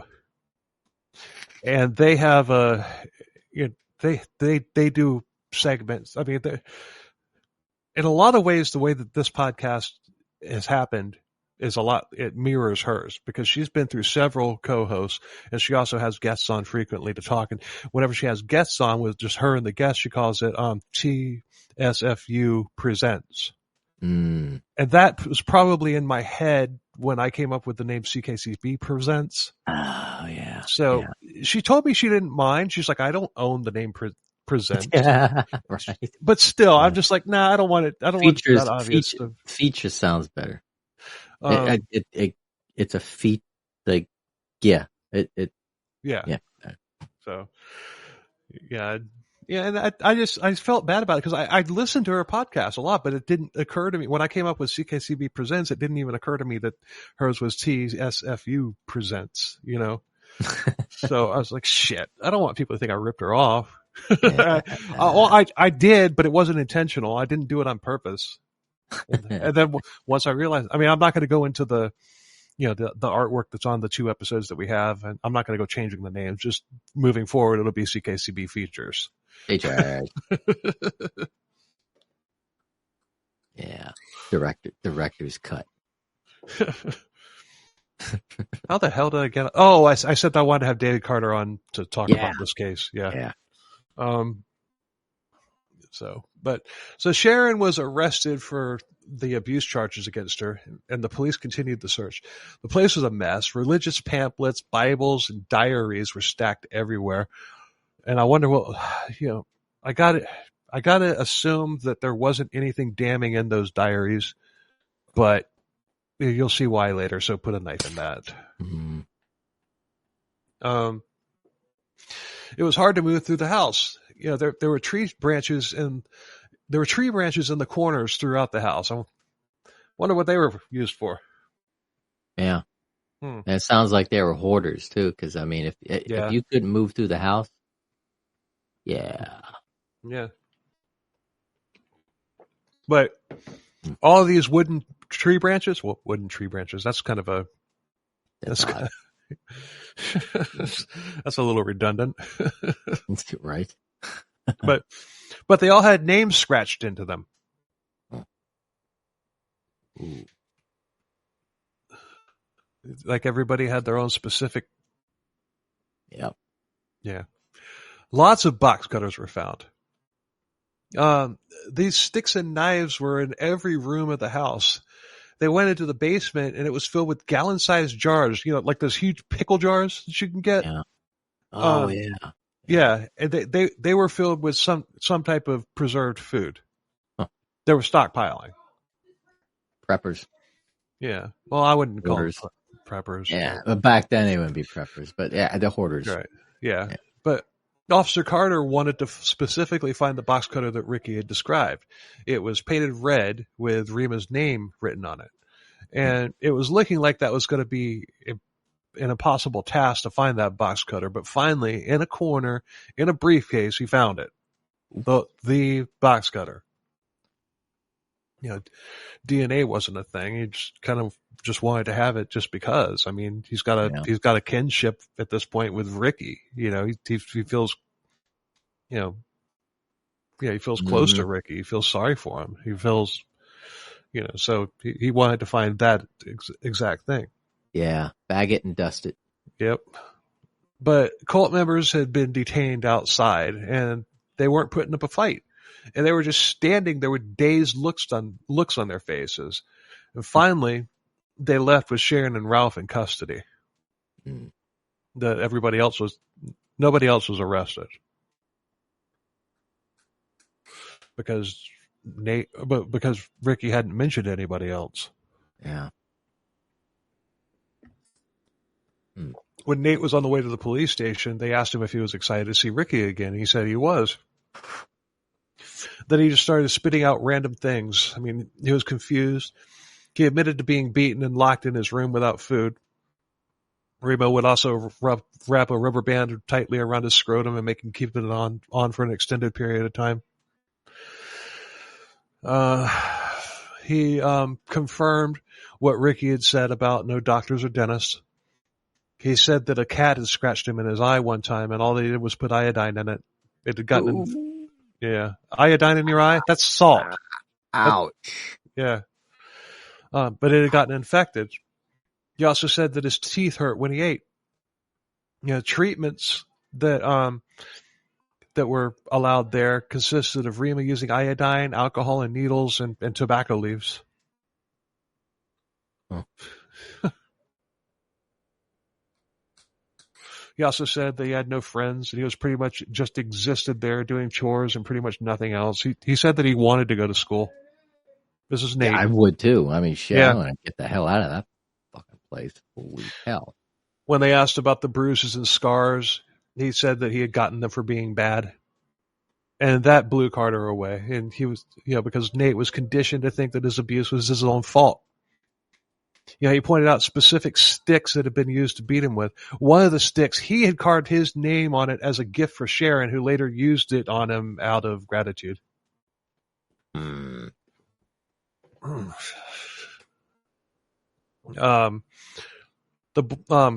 Nate was assessed by a psychiatrist, and this is the assessment. Take it, Paul. Give me a break for a minute. On 2 occasions in the residence, Nathaniel has dealt with Nate. Yeah. Okay. Yeah. On 2 occasions in the residence, Nate was dealing with built-up feelings in an aggressive manner. He has hit staff twice and used abusive, violent language a number of times. Twice, restraints and aggression programs were necessary. He acts as though he is joking or playing, but can become verbally and physically very hurtful and aggressive. He is becoming increasingly manipulative and tries to get around homework. His homework book was assigned to counter the problem, but he works at getting around that. At times, at times he will admittedly deny and give adamantly deny and give lengthy explanations and avoids further discussion and eye contact. He has been late for school several times without reason. He has been caught smoking at school. The school is aware of at least 3 fistfights. Great difficulty in accepting responsibility and will protect that he is not at fault and had good reason to act as he has. That's the crease of the page there. Yeah. He aches and pains. Has aches and pains. Beaten all the pulp. Of course he does. Yep. Nate's parents told him that the family had left the church as a result, and his apprehension. Okay, that's right. His apprehension and that they will go to prison as a result of the statements he made. Confession over why. Confusion. Now, going back to that last one, he had been told by his, by them, it's just like, we're going to go to prison thanks to what you've said about us. Yeah, try to guilt him, basically. Oh, yeah. Nate talked about witches, full moons, and werewolves, that they would meet in the park on a full moon, and that these people would turn into vicious animals. He explained that these people were Satan worshippers, and he had learned through his parents. Nate's birth mother had not followed through on any visits with him. She let it be known that she was going through difficulties in her life at the moment and needed to sort it out that first. Put a knife in that. Altercations with other children, lying to the staff and other school staff, not completing 15 or 16 assignments and lying about it. Very little motivation. Does not want to follow routines. Nate is holding in a great deal of his feelings, and rather than dealing with them, is acting them out. Long history of bedwetting, and hides his wet sheets and pajamas. Nate stated that he wets the bed when he has nightmares, extremely quiet and reserved, establishes very little eye contact during any session and only speaks when answering a question. So yeah, that's what you're doing to kids when you abuse them.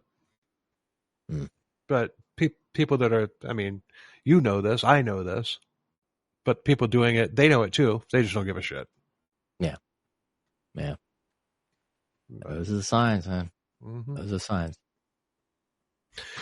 February of 1987, a hearing was held to see if Nate could be given back to Sharon and Ralph. Ricky was the main witness. The hearing had been going on for several hours when all of a sudden their attorney just stopped it and announced that Sharon and Ralph would no longer be seeking to regain custody. Rima's son Ron said that that had to have been on Rima's orders. Basically, like, send one sheep to pasture in order to save the entire flock. Some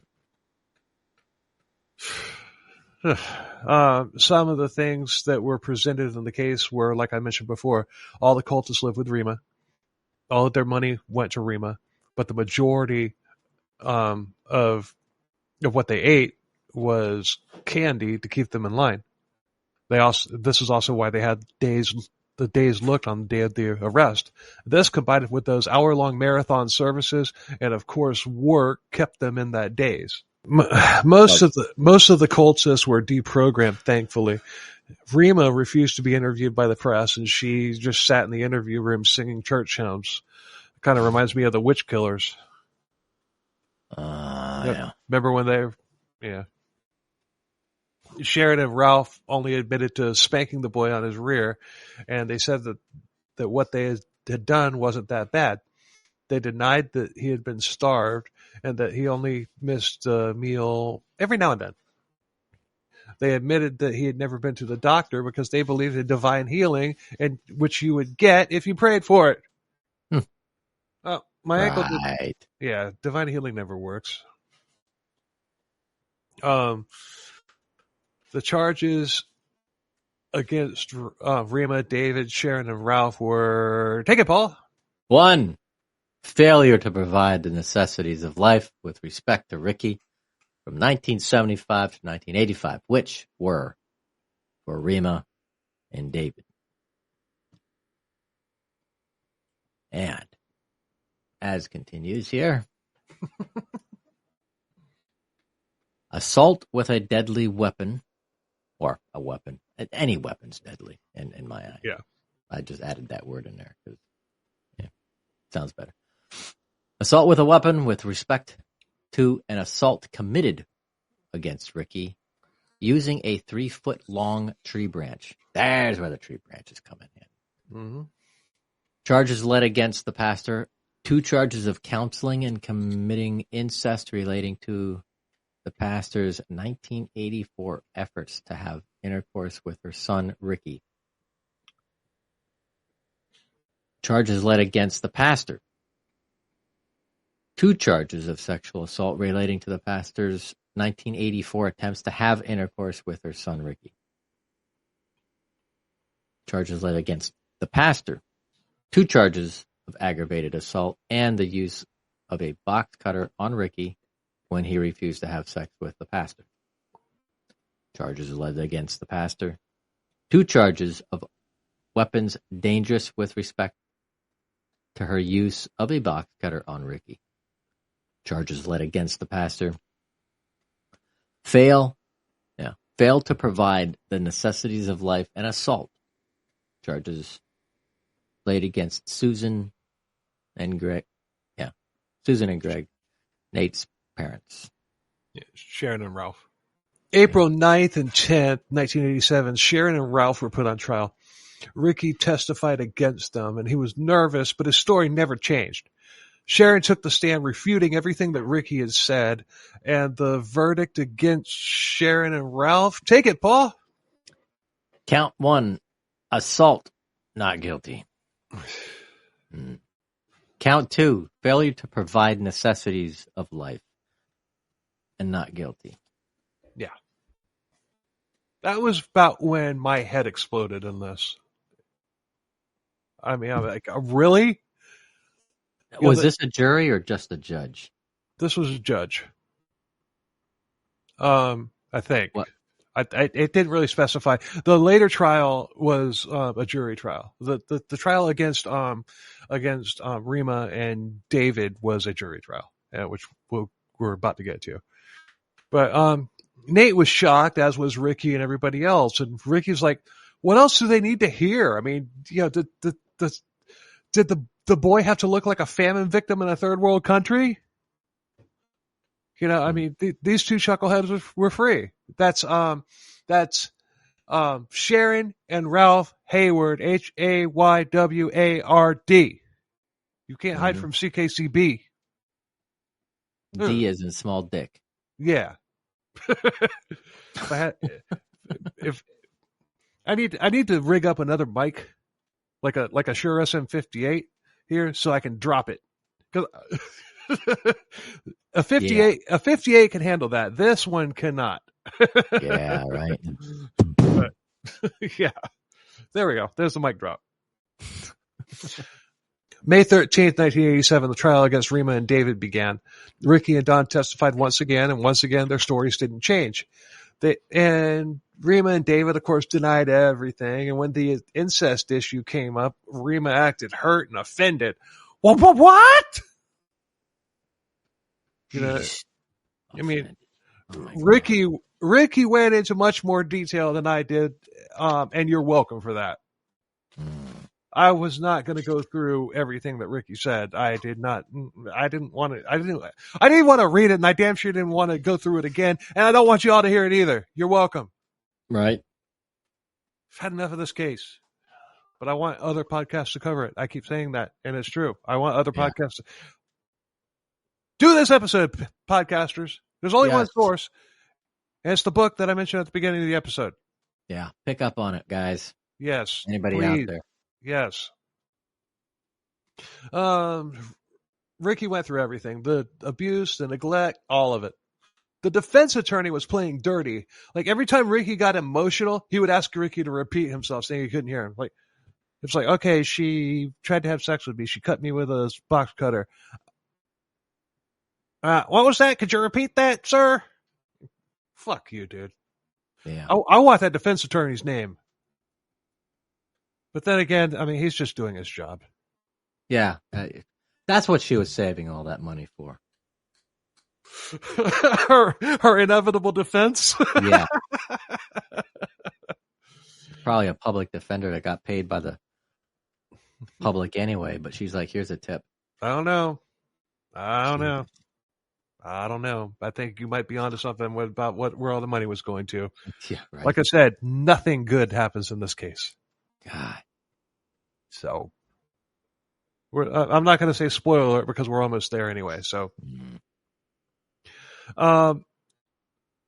Ricky's father took him to a dentist after he moved in with him, and the dentist testified that he found 9 cavities and that 2 of his teeth had to be removed. I was off by what? 6. 6, yeah. Yeah. But he had 9 cavities, though. Yeah. Yeah. So, yeah. Close. Ralph took the stand saying that none of Ricky's testimony was true, and it was extremely exaggerated at best. Okay. How do you exaggerate the bitch slashed me with a fucking box cutter? Can't. Nope. Finally, Rima took the stand.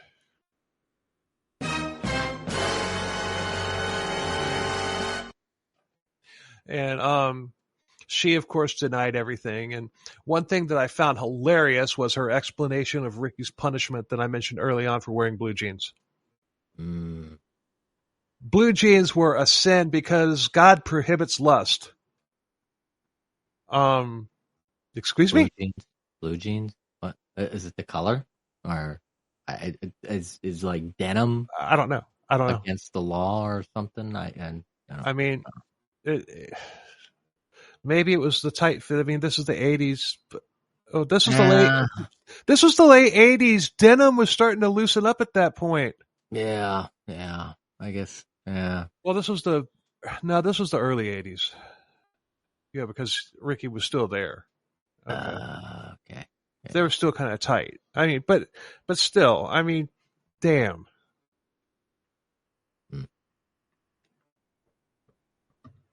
Come to think of it, I wasn't able to allowed to wear blue jeans either. I had to wear corduroy. Yeah. Those are so comfortable. Corduroy jeans. Oh yeah. They're so comfortable, Ooh. but they look stupid. I know. They're Those very are the 80s, comfortable. man. They're very comfortable, but they look stupid. Yeah. But she said that Ricky deserved punishment because he was a bad kid, and this whole story was made up because he wanted to get back at her. Did he want to get back at her? Yeah, but he didn't make anything up. Right. Finally, the trial was over, and the verdicts were in. Take it, Paul. Charge 1. Assault with a deadly weapon. Or I keep putting deadly in there. I know. But This is to Canada. me, This is Canada. Yeah. A. Hey. Assault with a weapon. Guilty. But the judge acquitted her of that charge. She paid him off. Probably. Sexual assault. The judge was a female. Really? Yes. That's what makes it. No, but that's what makes it even crazier because women tend to be more nurturing to children when children are involved. That seems very she way probably out of the ballpark. So you might be onto something there when you say when you joked and said that she paid her off. You might be onto something there. Yeah. Yeah. Sexual assault. Yeah. Sexual assault times 2. Aggravated assault. Times 2. Aggravated assault times 2. Counseling to commit indictable offense times 2. And weapons dangerous times 1, which is possession of a weapon for dangerous purposes. Verdict, all guilty. The sentence, Rima got 4 months in jail. David got probation. 4 months. 4 months. Really? Mm-hmm. 4 months. That's like what? Just basically barely enough time to breathe. Yeah. Case worseners. Uh-huh. I mean, that blew my fucking mind. Yeah, because when I do these things on cases I've never heard of, when I just say, hey, I'm going to buy a book, I don't read the book first. I just start. Mm-hmm.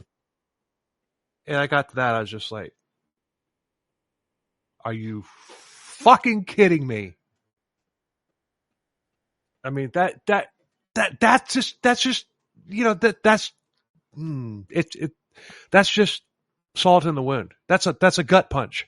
That's a gut punch after the fact. Vulgar. That's vulgar to the decency of what should be. Mm-hmm. Yeah. I mean, it's horrible. I mean, really? But you know what? We can't sit here and blame Canada over this because the fucking Gertrude Baniszewski case, she got off with a slap on the wrist too. Yeah. So I mean, this isn't just us saying, hey, what's wrong with Canada? This is just us saying, what the hell's wrong with the judicial system? I mean, how could you see all the evidence? I mean, Ricky and Nate both showed the freaking scars in court. Yeah, that's what's sick. That's what appears so vulgar to me. If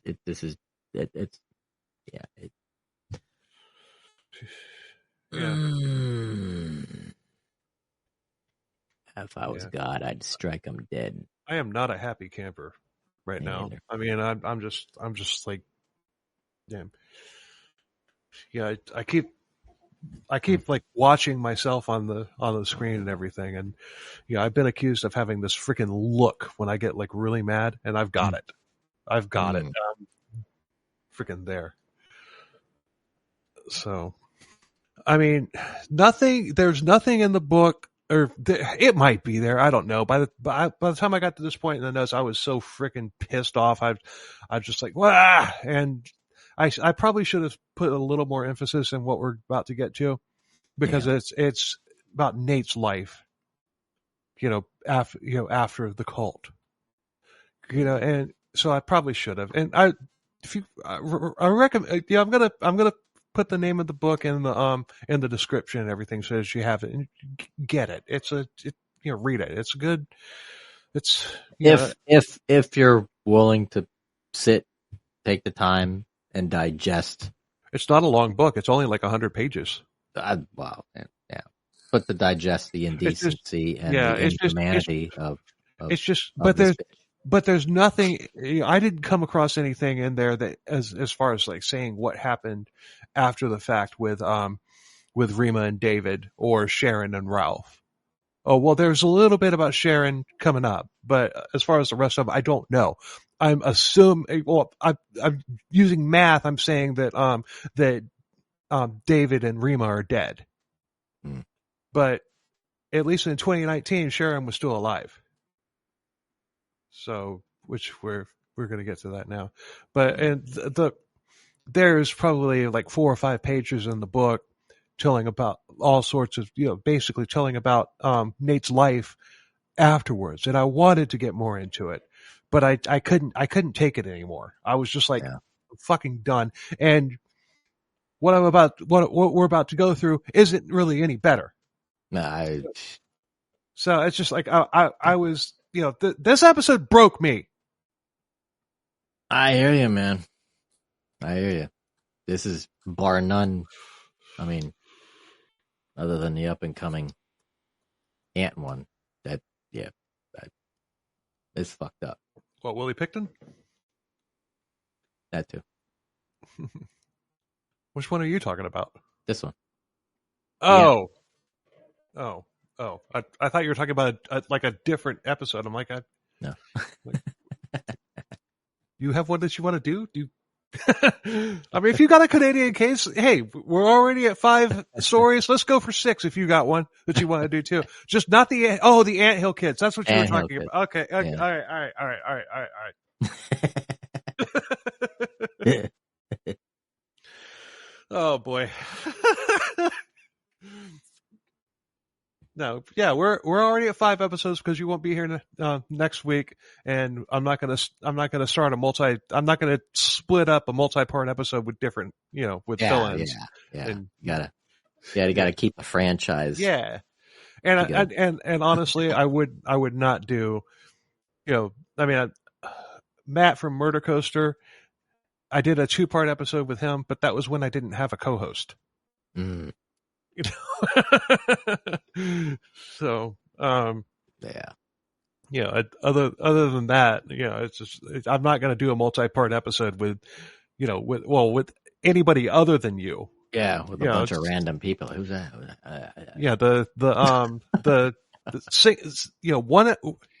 One episodes, single episodes. Yeah, I'll do that with with a fill-in if need be. But I'm not doing a multi-part episode with a fill-in.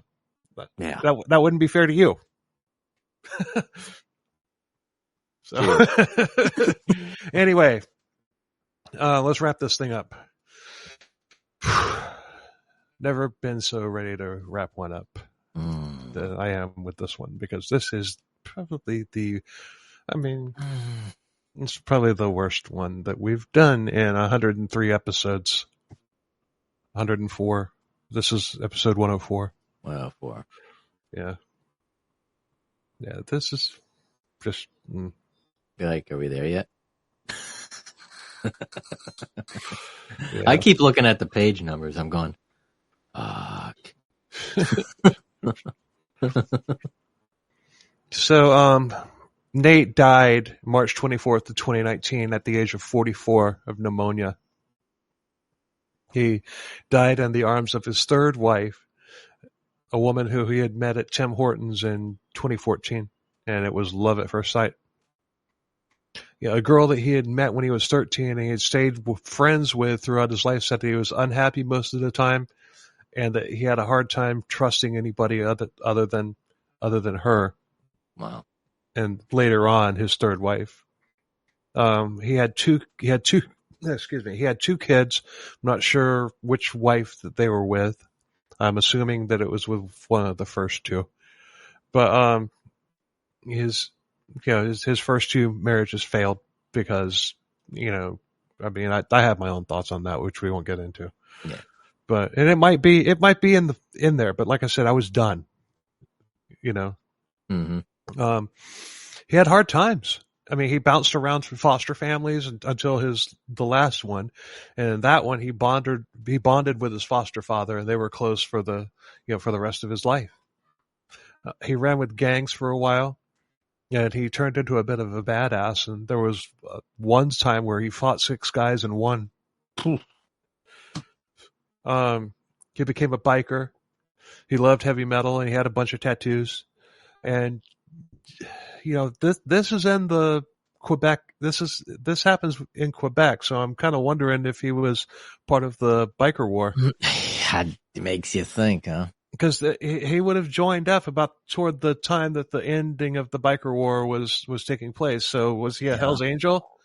Was he a bandito? Was he an outlaw? What's up? Yeah. I don't know. I want to know, and it's just weird that little detail shows up after we did the biker war episode. Right. So yeah, I want to get David Carter on here. So that's one of the questions that I will ask him. Exactly. Was he in any of the clubs that were involved in that? Mm-hmm. During that time. Yeah, because when he joined would have been toward the latter end of the biker war. Yeah. Huh. Yeah. But remember, he was adopted. In 2006, he made contact with his biological mother, and at this point, her mother, his biological mother had, I guess decided that she had time for him now. But they were close until she died in 2011. So it's just like, boom, he gets close with his mom. That's a safe spot for him, and all of a sudden she dies. It's just, on the night that he died, Sharon and Ralph showed up to see him. And that's the last thing in the world that I want to see. But here's a little bit of payoff. Just a little bit of something to make you smile. Because his wife unloaded on them. She berated them for like 3 or 4 hours, screaming at them. And despite Sharon denying everything, I didn't do it. It didn't happen that way. I didn't do it. She's, this woman's like, bullshit. Fuck you. Mm-hmm. That's your son. You were responsible for his safety. You were responsible for his well-being. You did none of it. She told them everything that she needed to fucking hear. And then, I have to take some solace in the fact that,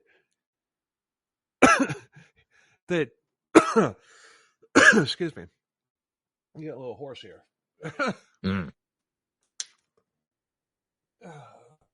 Usually don't rant this much in our episode.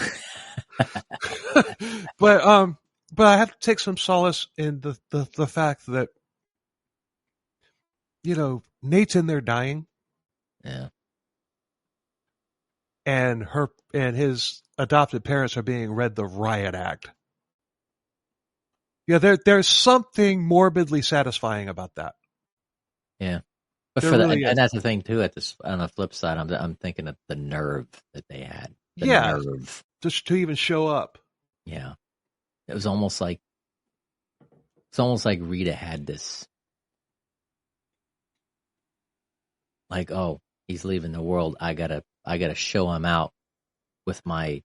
No, Rima wasn't there. This was Sharon and Ralph, his adopted parents. Oh, yeah. Okay, yeah. I got to be there. I think that if Rima had showed up, he probably would have jumped out of his deathbed and strangled her. Oh man, I would too. That would be the last freaking breath out of my mouth. I'd be like, or movement. It'd be like, yeah, oh man. yeah, I just, I just don't, the audacity of them to show up, after what they did or didn't do when the man's dying. Yeah. They caused they contributed to his early death, and it's just like, what the actual, it's just like, what did you expect would happen? Right. Yeah. Like, what did you expect would happen? Like, oh, I'm so glad to see you. Thanks for coming to see me, to see me off. Yeah, I hate them. But anyway, on the, ultimately he had a horrible life, and, he had just worn down and he couldn't take it anymore. So rest in peace, brother. You're still a survivor. Your kids are your legacy. And I hope that he and his biological mother are together in the afterlife watching over his kids. As for Rima, David, Sharon, and Ralph, I don't know why the author chose to use fake names, but I hope they're freaking miserable. I mean, Rima and David are dead. But at the time that we recorded this episode, like I said before, we're the only podcast that has ever covered this one. And I hope, like I said several times, I hope more podcasts cover it. And I hope that they too use these pukes' real fucking names. Because these, Sharon and Ralph deserve to be exposed. They deserve to have people coming up to them and saying, yeah, you're fucking assholes. Yeah. They freaking deserve it. They're not human. No, they're not human. Period. They're not. And to sit there and deny that it all happened while their son is on his deathbed, to sit there and deny that it happened while his wife was just reading them the riot act. They're more concerned with covering, with like maintaining that they didn't do anything wrong. Meanwhile, he's dying. Yeah. You know what they could have done? They could have just been like, you know what? It doesn't say what his wife's name was, but they could have just said, hey, you know what? We fucked up. We're sorry. We want to make peace with him. That's what they could have done. But instead, they're sitting there. Oh, we didn't do it. That's not how it happened. He lied. Fuck you. The thing is I wouldn't even allowed them in the hospital. Yeah, that too. But if they would have checked in. Well, see, that's the thing is I don't know if his wife even suspected they were even coming. Well, yeah, they probably didn't announce themselves. They probably didn't call ahead. Yeah, we're family. Yeah. I'm like, oh, okay. We are family. We'll go on up. We abuse each other together. Yeah, right.